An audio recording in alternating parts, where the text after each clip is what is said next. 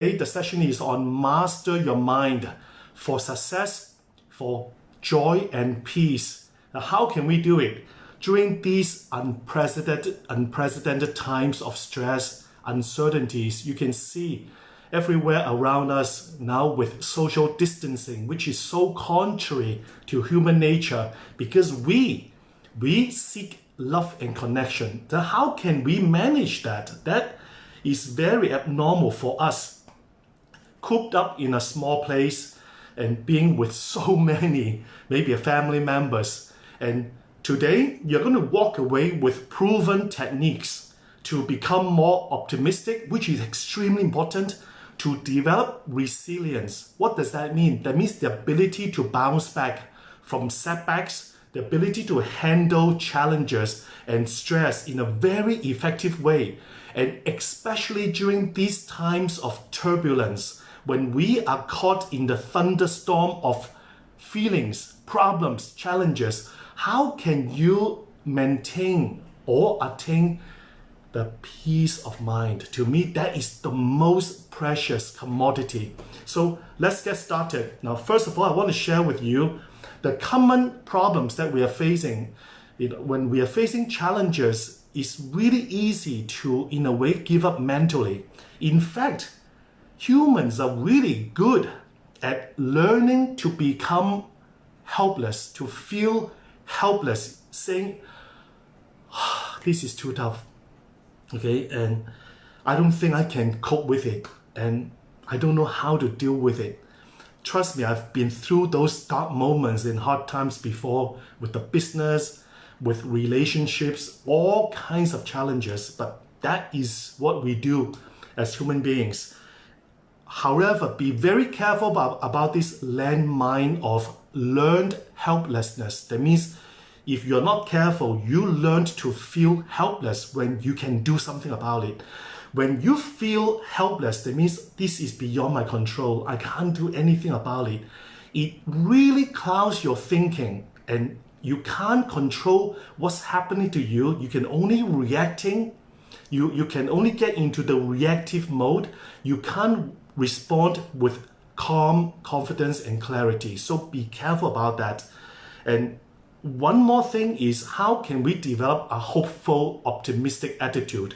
So before we take a deep dive into this really interesting and powerful area, I want to share with you this real life story. And some of you have heard of Viktor Frankl, the author of Man's Search for Meaning. During World War II, Viktor Frankl was put into the Nazi concentration camp in Germany, and his mother, father, brother, and wife were killed.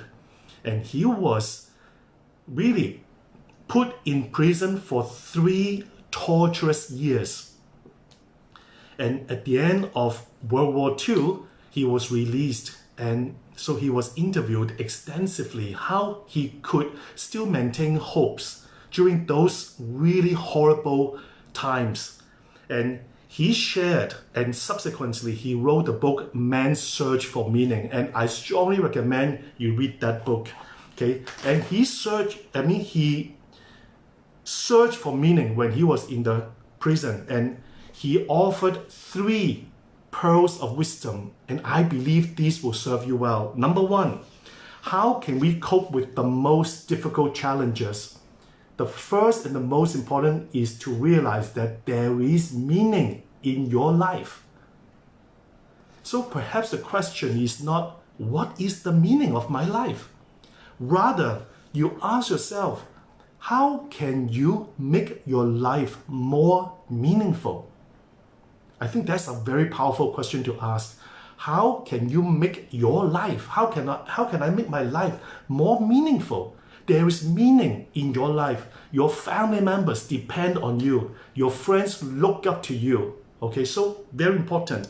The second key finding from Viktor Frankl is, if you understand the why, so in his case, he wanted to see his loved ones again. He wanted to tell the world how he suffered so that this kind of ill treatment, this kind of world war would not happen again. If you have a compelling why, you can bear with almost any how. So if your business is not doing well during these really tough times, if you're going through personal struggles, just remember why. Why do you need to persist? So keep that as a light of hope, a ray of inspiration for you. And the last one, this to me, it is so profound. He said, no matter what, all things can be taken away from him, but the last of human freedom, the freedom to choose what attitude you want.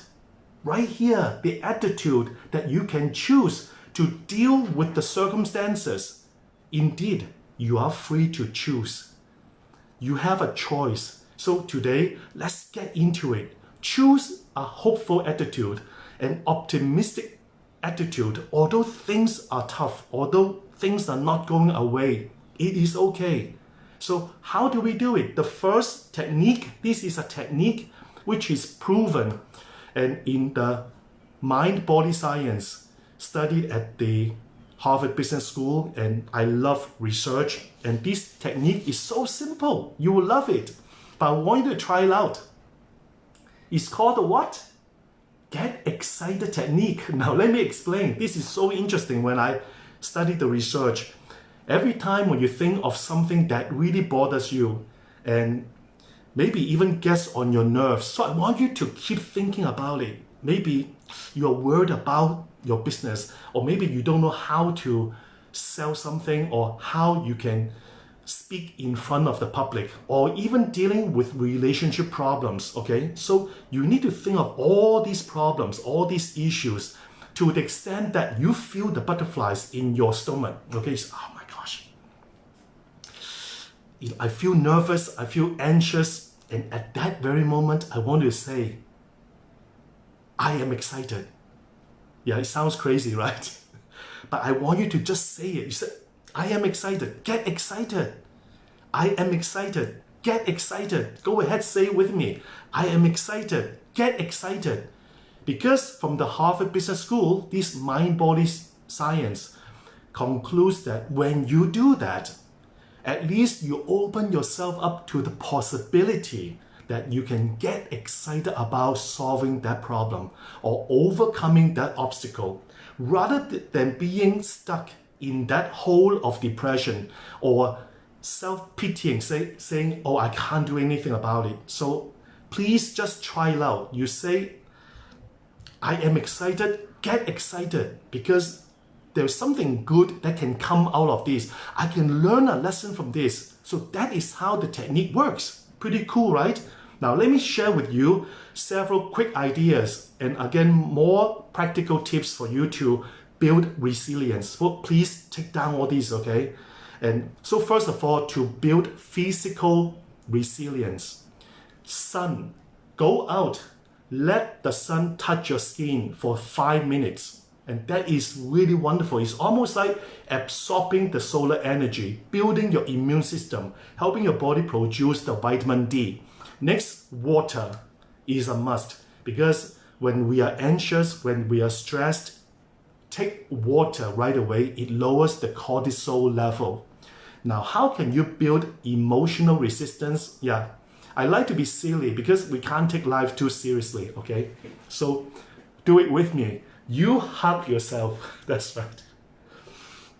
Give yourself a big hug. It's almost like give yourself a big hug, okay? Seriously. Or give yourself a pat on the back. You say, good job, mommy, okay? Yes, you may feel like being a primary school teacher, right? Being with your kids, like they are driving you nuts. So you are like the school principal. But you know what? Good job, mommy. Good job. Give yourself a pat on the back. Good job, daddy. Yeah, things are not easy, but hey, you know what? You are doing a great job just trying. Give yourself, okay, a pat on the back. How do you build emotional resilience? Sing your lungs out. That's right. You must have favorite songs, right? The key is sing at the top of your lungs. Go ahead. Well, don't disturb your neighbors, okay? But sing at the top of your lungs. And research shows that, my gosh, your brain secretes really all the happy hormones, right? serotonin, dopamine, and oxytocin. It lifts your mood up. How do you build social resilience during these times of social distancing? I really don't like this term at all. Okay, so how do you do it? Try this technique. Take 3 minutes to spread your love. 3 minutes. Maybe you call a loved one and catch up with them and tell them, oh, I really miss you. Okay, I look forward to seeing you. Oh, I can't wait to get back to you and get together with you. Or 3 minutes, get on social media and like, and give positive comments. Just 3 minutes and you feel great. Because when you spread your love, you know what? You receive love back. So please try it. And another thing is, how do you build mental resilience? It's so important. The first step, you must have a digital detox. Do not be, you are doing the right thing right now, okay? So don't turn off, don't leave, okay? But other than that, do not be glued to the screen or check all the time, okay? So have a digital detox, so at least you have a clear mind. You don't want to have a monkey mind running around, oh, which a message or who messaged me. No, these can wait, okay? And at the same time, just develop the clarity of mind. And the next thing to do is, from now on, every day I do it. So I like for you to try it. Always have 2 things to look forward to. Okay, I'm waiting for this lockdown to be lifted. I want to go back to this restaurant to have good food. 2 things. Okay, this summer I want to travel to this place. I want to do hiking and mountain climbing again with my family. Always have 2 things. Are you with me? So you have hopes. You have something exciting to look forward to. Now